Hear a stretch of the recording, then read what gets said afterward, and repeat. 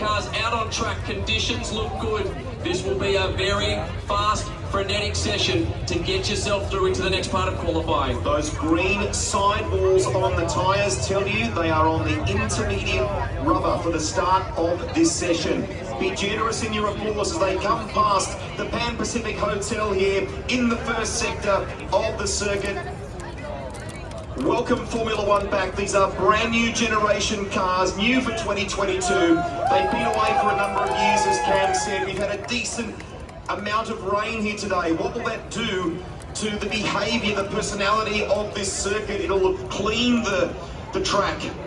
What impact will that have as far as grip levels are concerned? Still some patches of water in various parts of the circuit as well that they will need to be mindful of, particularly braking points, turning points. You could very easily unglue a good lap when you touch, if you hit one of those damp sections for now, but hopefully it'll continue to dry as qualifying unfolds.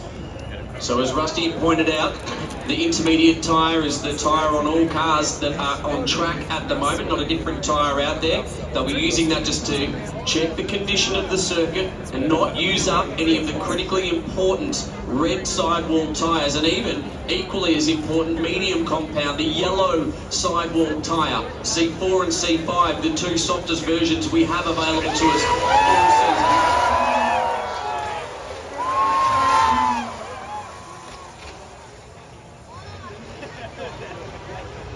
So we continue to make our way around on track. It is the same option given the meters, and the track has been a little damp after you use up the slip tyre bank. So this is a good decision for the teams. They obviously understand that they're keeping the slicks safe as we see George Russell just run past us through turn 23 and start his first lap, essentially to put in a bank of time on that inter tyre.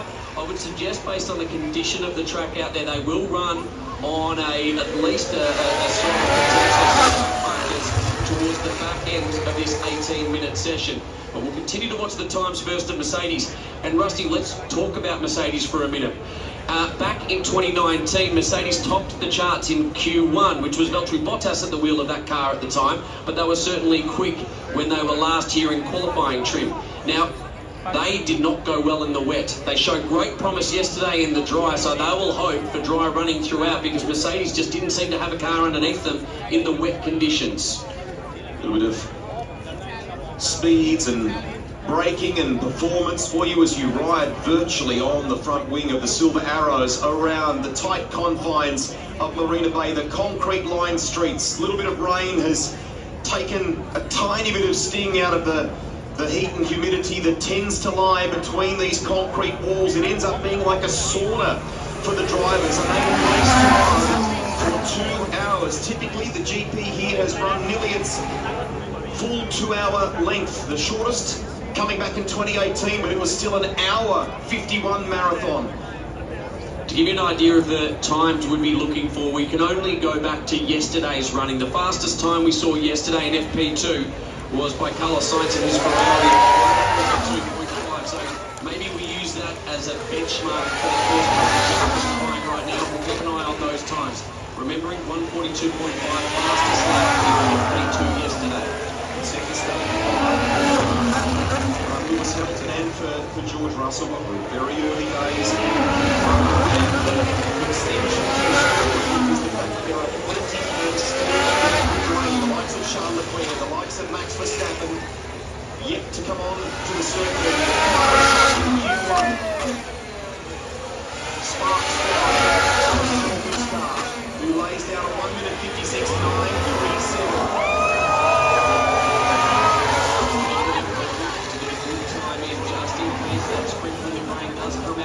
The track. We saw how important that was earlier in the W Series when some drivers got caught out just waiting too long into the session to get their lap in.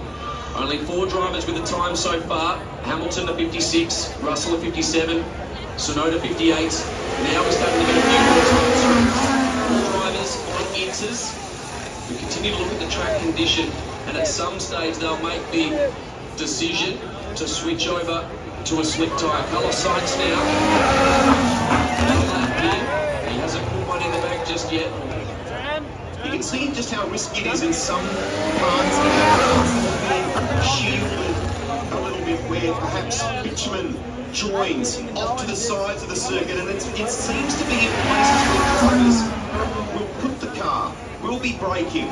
So it's still not optimal yet in terms of that decision to switch potentially to a full slick tyre.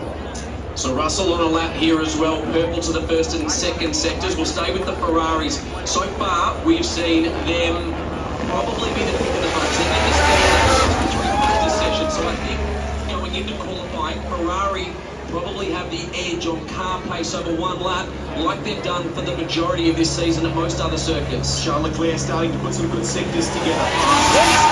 Sector 1 from Charles Leclerc. Second fastest at the conclusion of things on Friday. A damn session from this 20 hours ago. And he finished on top as conditions continued to improve. Russell goes to a 55.842 now. One with a 55.842. Those numbers are well shy of what we saw in Friday practice. What will be interesting now is the feedback from the car. What's the track grip level like? Are we closer to a switchover point?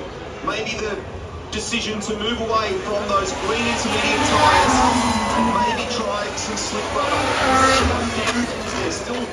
That's still risky. Underneath the grandstand, final sector here now as you ride with the middle sector's been pretty reasonable as well. Heads for the line. What does Charles Leclerc do? Goes to the top, 155.054. New fastest time in qualifying. All cars now out on track. Alfa Romeo with the last of them out. They were waiting, finding their time. All cars on exit. Nobody's rolling the dice just yet. 10 minutes, 47 seconds remaining. There is more than enough time to be able to come in, put on a new set of tyres and go again. I think the strategy at this point in time would be do the best lap you can on inters and then maybe have a go on one of the slick compound tyres. Still pretty brave if you want to go for slicks. We discussed it in practice before. It's a risk-reward venue. But the risk and the penalty, if you will, if you make contact with some of the unforgiving walls around the streets of Marina Bay here, can mean big damage. 155.05 from George Russell, Sergio Perez, Lewis Hamilton, Lance Stroll in the top five. He's continuing what's been a pretty reasonable weekend, with the exception of a little bit of damage. One of the Haas's quick spin, locks the brake, knew he was in trouble. Similar scenario here. Now, is that Leclerc or that's Charles Leclerc? Yeah, so just pushing, seeing me, stealing on the brakes as well. The Alfa Romeo. Well, new, sorry, I was just having a look at some of my numbers there as Hamilton goes top with a 154.6. That's better from the Mercedes. But Jogo New continues on his lap here. Verstappen, purple to the first section. He currently sits in the 13th. We look at that elimination zone though as Albon moves up into the top 11. And right now, Lando Norris moves up to 6, just as I was about to talk to him about him.